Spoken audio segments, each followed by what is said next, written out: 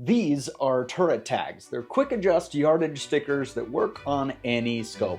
The reason we created this is we've been hunting way too many times and everybody's at garage sale fiddling with their phone trying to get their ballistics to try to dial, and it takes way too long and the animal's long gone.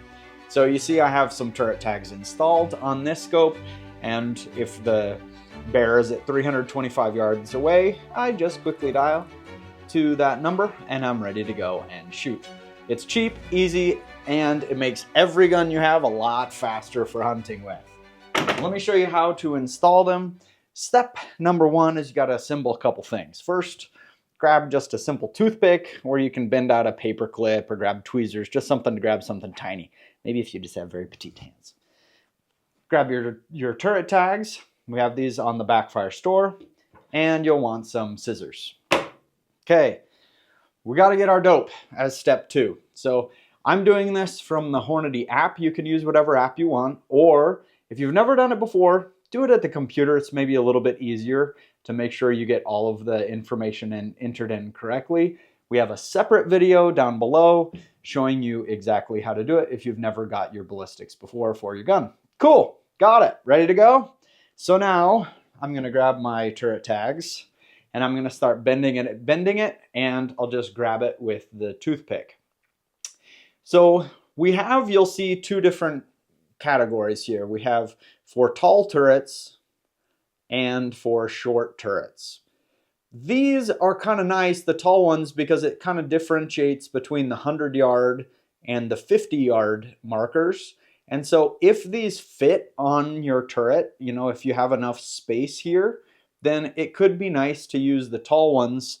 But you'll see, like on this turret, it's just too stubby, and so we can't use the tall ones at all. We've got to just use the stubby ones for everything. You'll see when we get to the last step, there is one nuance there. Okay, so let's grab, first I'm going to grab my 100 for the tall turrets. I just bend back the paper, and then I'm going to stick my paper clip under it. Don't use your finger at all on it, because it's just going to put oil from your skin on the sticky, and then it won't grab.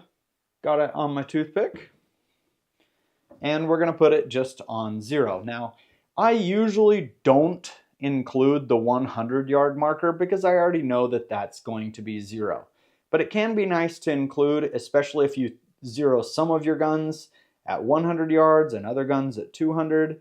So if you put this on there, then you know what it is. Now you'll see when I put that on, it's kind of sideways.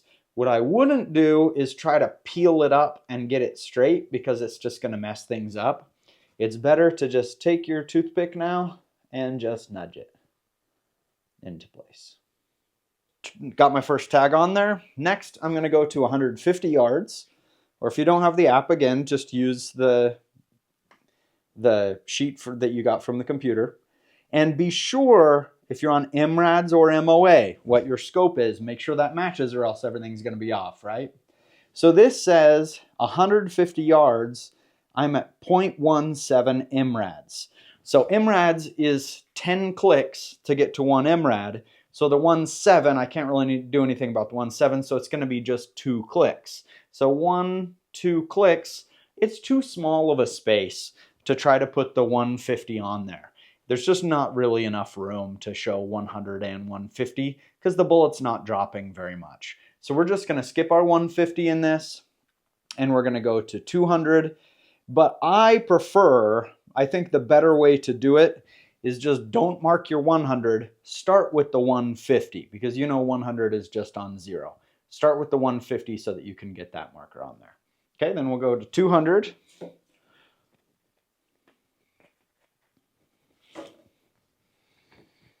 Bend it back. Get it on my toothpick. And that's going to be at 0.4 MRADs. That's another consideration here, is you see by using the tall stickers, it covers up the numbers on the scope. For some people that might be annoying, and so it could be another reason to use the short stickers and just have them above or below, something like that, so you don't block that if you do feel like you need it. Okay, now we're going to go ahead and use one of the 50s. Don't feel like you have to use every sticker here just because you have it. Put on what you're actually going to need. But between 200 and 250, there's enough space now that we're going to need that one. And so we'll put on the 250 yard marker. On the tags, you'll see that we made the colors the same between the 400 and 450, 500 and 550. That makes it quicker as you're looking on the turret to see, you read the 500 and then you see the same color, you need to go to another color to get to the next 100 marker. So they're the same color for a reason. It makes it quicker to look along. Now, once you've gone all the way around and you placed them, you'll see the maximum is 1,000 yards or meters, whatever you're placing it for. You probably won't get there until you've already gone a full revolution of the turret. And so just go as far down as you want to actually mark. Another cool hack is you may want to only put the markers on for as far as you can ethically hunt at, and then just don't have markers further so you're not tempted to try to make those further shots. But it can be fun to have out to 1,000 if you're just going out to the range. Now, once you have these, they're reasonably secure already, but we're going to put our clear strip on that's going to lock them in so that they can't get bumped. Don't worry, it's all waterproof ink and waterproof vinyl that it's on, so you don't have to worry about rain. We just don't want anything to nudge it and move your ballistics over. So you'll see how I've placed these stickers. If you're using the tall ones, you want the bottom of the skinny part here to be equal. We don't want this short one up high. There's a reason. So the clear strip can only be one width, right? And so we made the clear strip so it's the exact height to cover the short sticker. So if you chose to use the tall stickers, the clear strip isn't going to get quite to the top. That's okay because the top portion has a bigger surface area and it's going to adhere okay. It's that bottom little skinny part that we really want to protect with the clear strip. We'll bend back, get our clear strip.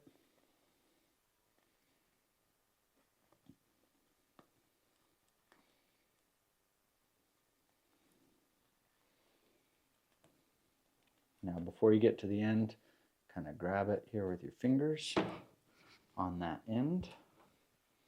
Be sure to have a firm grip on both ends of the clear strip just so it doesn't just scroll up on you. And then I'm going to place it to cover the complete part of the short stickers and the bottom of the tall stickers. Don't stretch it as you go. Just put it on nicely, because if you stretch it, it'll put kind of too much of a white bubbling around on the edges of each of the stickers. We'll just wrap that completely around, and then we'll cut this curled up portion.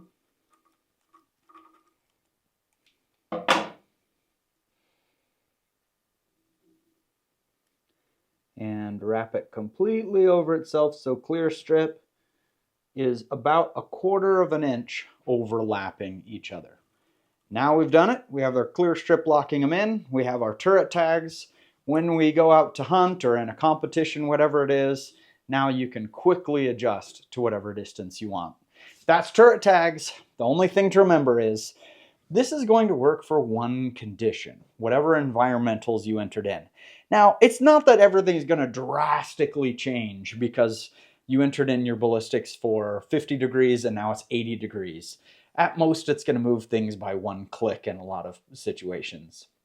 But if you're going to a hunt that's in totally, a different state, something like that, totally different conditions, you may have to remove your clear strip and bump a couple things around. Other thing is, that's why this is a cheap solution is, go grab another thing of turret tags as the price of a pizza, and then you can get it set up for that specific hunt. The alternative is to buy a new custom turret every single time you go on a hunt, which just takes too long to do and the cost is too high. That's why I think turret tags are so cool. Thanks for buying them. Enjoy.